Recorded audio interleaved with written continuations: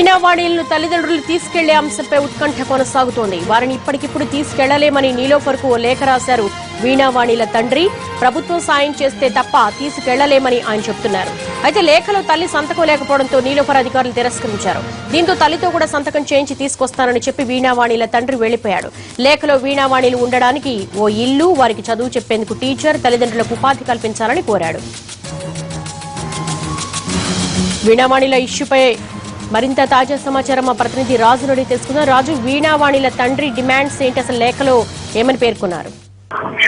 దేవి, ప్రస్తుతం ఉన్నటువంటి సమాజంలో ఏ పిల్లలు ఎదుర్కొన్నటువంటి ఒక భయంకరమైనటువంటి ప్రభావం అని చెప్పుకోవచ్చు. ఎందుకంటే ఇప్పటి వరకు అంటే 13 ఏళ్లుగా తల్లిదండ్రుల ప్రేమను ఏనాడు నోచుకున్నటువంటి వీణావాణిలు ఒకవైపు 13 ఏళ్లు నిండిపోయాయి, మీరు ఇక ఇంటికి తీసుకెళ్ళండి అని చెప్పి ఇప్పటికే నీలోఫర్ ఆసుపత్రి సిబ్బంది కరాఖండిగా వీణావాణిల తల్లిదండ్రులు మురళికి చెప్పడం జరిగింది. కానీ తమ ఆర్థిక పరిస్థితి బాగాలేదు, ఏదైతే రెక్కాడితే గానీ డొక్కాడనటువంటి కుటుంబం మాది. అక్కడ వరంగల్ జిల్లా నుంచి 60 కిలోమీటర్ల దూరంలో మేము ఉంటాము, వరంగల్ టౌన్ నుంచి.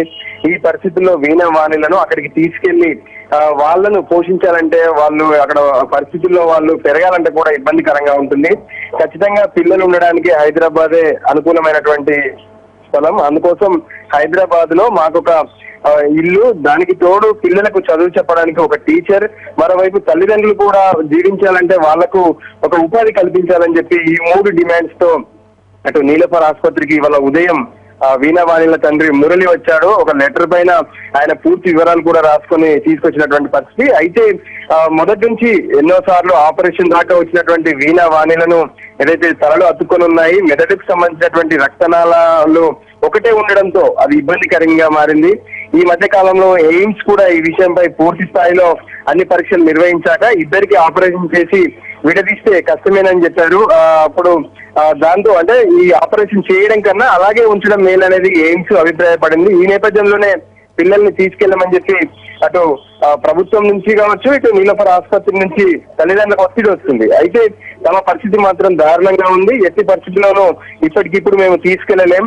అసలు హైదరాబాద్ కు వచ్చి ఆ నీలోఫర్ ఆసుపత్రిలో ఉంటున్నటువంటి తమ పిల్లల్ని చూసి వెళ్ళడానికే తమకు ఆర్థికంగా చాలా ఇబ్బందులు అవుతున్నాయి. ఈ నేపథ్యంలో మాకు హైదరాబాద్ లో ఒక ఇల్లు కేటాయించండి, దానికి తోడు కావలసినటువంటి టీచర్, మరోవైపు తమకు ఉపాధి కల్పించాలంటూ లేఖ రాశారు. అయితే లేఖపై కూడా ఈ లేఖను ప్రభుత్వానికి పంపించాలని నీలోఫర్ సూపరింటెండెంట్ భావించారు. కానీ ఆ లేఖ పైన తండ్రి సంతకం ఒకటి మాత్రమే ఉంది. ఖచ్చితంగా వీణావాణిల విషయంలో తల్లిదండ్రుల నిర్ణయాన్ని పరిగణలోకి తీసుకుంటాం కాబట్టి తల్లి సంతకం ఉంటేనే ఈ లేఖను ప్రభుత్వం దృష్టికి తీసుకెళ్తాం. ఆ తర్వాత ఆరోగ్య శాఖ మంత్రి కావచ్చు, ముఖ్యమంత్రి కేసీఆర్ కావచ్చు, ఈ విషయంలో ఏదైనా ఒక నిర్ణయం తీసుకుంటారు కాబట్టి నువ్వు తల్లి సంతకం కూడా తీసుకొని రమ్మని చెప్పి సూపరింటెండెంట్ చెప్పారు. దాంతో మురళి వీణావాణిల తండ్రి తను తిరిగి వరంగల్ కు వెళ్లిపోయారు. గ్రామానికి వెళ్లి తల్లితో కూడా సంతకం తీసుకొని వస్తానంటున్నారు.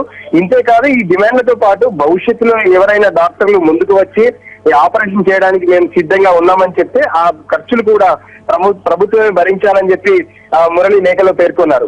అయితే ఇప్పుడు ఉన్నటువంటి పరిస్థితుల్లో వాళ్ళు అసలు ఏ రోజు కూడా ఇల్లుని చూడనటువంటి పరిస్థితి. నీలోఫరే ఇల్లు ఇక్కడ ఉన్నటువంటి ఆయాలే అమ్ములుగా, ఇక్కడ ఉన్నటువంటి నర్సులే టీచర్లుగా వాళ్ళ జీవితం సాగుతుంది. ఈ నేపథ్యంలో వాళ్ళు ఇంటికి వెళ్లాలనే ఆలోచనతో లేరు. కానీ ఈ పరిస్థితుల్లో మరి తల్లిదండ్రులు రాసినటువంటి లేఖపై రేపు అదే లేఖపై తల్లి సంతకం కూడా తీసుకొని వస్తారంటున్నారు. కాబట్టి ఈ లేఖపై మరి ప్రభుత్వం ఏ విధంగా స్పందిస్తుంది, వాళ్ళు అడిగినటువంటి డిమాండ్లు అన్ని కూడా నెరవేరుస్తారా, లేకపోతే ఎటువంటి నిర్ణయం తీసుకుంటారా అనేది కూడా కొంత ఉత్కంఠగా మారిపోయినటువంటి పరిస్థితి మనకు కనిపిస్తుంది. దేవి, థ్యాంక్ యూ రాజు.